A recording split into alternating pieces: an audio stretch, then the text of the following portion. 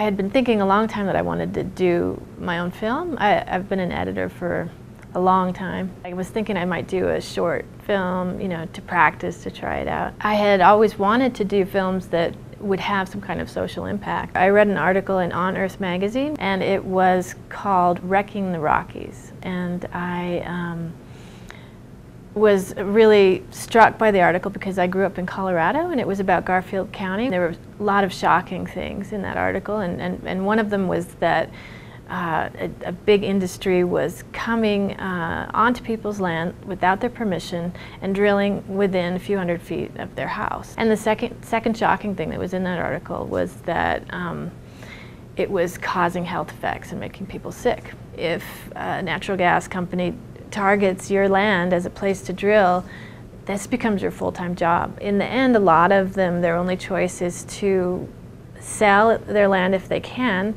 sometimes just leave their land, or stay there and get sicker and sicker. I was compelled, I had to keep doing the story because they were wonderful people, and it was heart-wrenching. What we've done with the film is to have a community engagement campaign. Part of the outreach campaign is to educate not only the communities and help the communities but to also educate policymakers. Making the film changed my life totally, because it's something I had always wanted to do, and finally that dream was actualized, and I was able to see that all of our work did have an impact and make a dent.